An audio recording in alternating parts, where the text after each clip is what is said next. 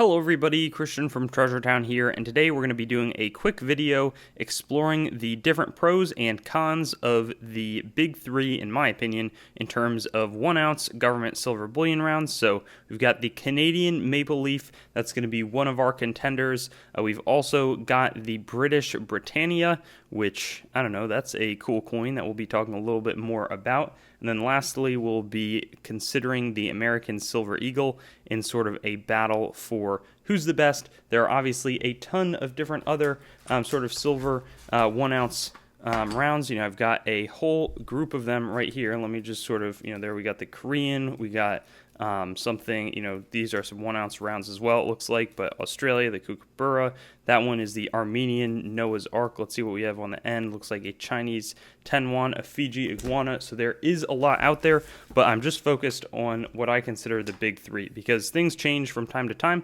and let's go over the basics.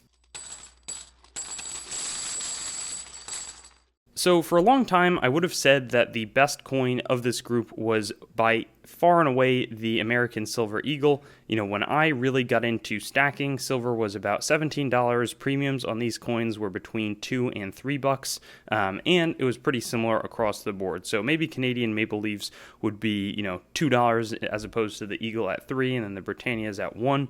But it was really pretty similar. And I think during the COVID atmosphere, a lot of different things have happened, and my advice for stackers has changed in some of the basics. So before, I said you should purchase American Silver Eagles over something like junk silver because this retains a much stronger premium, and that was at a time when junk silver, coin shops didn't really want it. They were paying well below spot for it in most cases, whereas with the American Silver Eagle, they were paying pretty strong on it. I saw a few transactions where somebody was buying, 500 Silver Eagles and was just taking, not even a full dollar per coin versus what they were going to sell it for. So that was one instance. Now, premiums are, $8 to $10, and I'm not even factoring in anything in terms of tax, on anything over $100 or $1,000 or under $1,000. I'm also not factoring in shipping and the risks, if you want to get insurance on top of that. And now the premiums are way up. So silver fell a little bit during the initial part of the COVID-19 pandemic, came back up, but physical demand for, little, I'm not talking about 1,000-ounce bars, I'm talking about little silver products.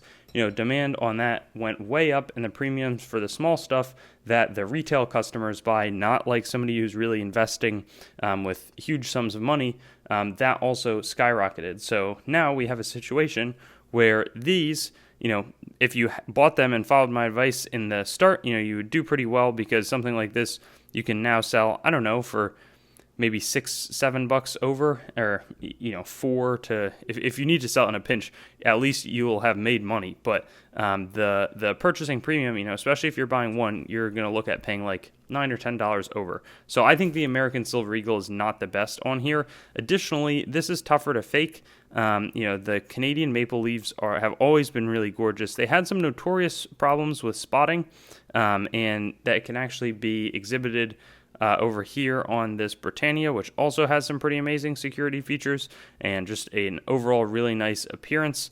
But I think that the Canadian Maple Leaf was always sort of the number two. Now I would probably say that it's a better idea than the American Silver Eagle, except that the premium on this one has gone way up as well. And when at the end of the day you're looking to sell, these are pretty, but most people do just want the silver. So sort of loops into the same atmosphere as the Silver Eagle in terms of, two coins that are iconic, great, and easily accessible, but now you have to pay way over for them. Where I look at the British Britannia and say, hey, it's not as recognized of a design, but it's got a great security feature. It has an attractive design that I think is on par or better than the other ones. Now, there is a little bit of a drawback in terms of potential having the spotting on it. But I would say that you can often purchase these for like $3 or $4 over spot, and that seems a little bit high even to me. But in terms of if you want to buy government rounds, this one stands out as definitely the best. This is also not a major thing to consider, but here 2 pounds is probably worth about $2.80 in terms of face value. The Maple Leafs have always had a little bit of a better situation, $5. That's probably about $4 US, whereas the US Silver Eagle, for whatever reason, is monetized at a really low rate. So you're just looking at $1 if you need to spend it if silver craters. Now, that's not a situation that I would plan for when purchasing any of these. Additionally, if you are, I guess, coming at it from a stacking for prepping perspective, you might want to have the American Silver Eagle, as it could be more, most of my viewers are American. Now I'm talking, get the domestic one if you have one of the major markets. I think Australia is also relatively cheap. But these days, if you're going to purchase, if you have to purchase sort of government 1 ounce rounds, I like the Britannias just because they are, they're just cheaper. They pretty much have the same purpose. If you look at them, it's a slightly different roll size, in terms of if you put together a roll of them, but that doesn't really matter. So with that all being said, that's why I really like the Britannia actually as my number one pick, just because at the end of the day, you want to purchase silver that's easily recognized, which this is. It's very clear that it's an ounce. It's very clear that, it's passes the is it an attractive looking coin test that maybe something like this does not. Now, of course, one other important reminder is that this does not apply to, graded bullion, which I tell people to avoid in any situation unless you're just looking at a really nice toned piece.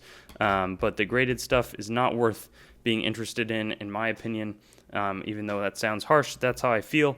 Instead, I would rather focus on, maybe get a few of these rounds if you're getting into it, along with some of that 90% US junk silver. That's really the best way to go. If you're looking at buying larger amounts, you can consider something like a bar like this, but it's not that easy to split up. The easiest and lowest premium is going to be silver Roosevelt dimes. But some of these, having them in your stack is also a fun thing to do. So that's all my perspective. Let me know what you think if you have a different take on it. But again, I'm telling people, it would have been cool to go. America's been on top for a long time, but when it gets to the silver stacking, I personally, because of premiums, the Canadian one is going to be a little bit cheaper than the US, but the Britannia is one that's being produced very readily. It is readily available and still has a great design with better security features, means you should probably move towards that. Thanks for watching the video. I'd encourage you to like, comment, and subscribe to the channel to stay updated. I've also got Facebook, Instagram, and Twitter, so you can follow me there. TreasuretownYT.com is the main channel website. Definitely give that a visit. I've got a lot of information about me up there and the channel. CoinGrabBag.com as well currently redirects there, but it's some good opportunities for very fair grab bags, both made by me and other sellers. A lot of different options, so that's a good way to support. There's also TreasuretownCoins.com. In the future, my coin dealing operation will be done out of that website.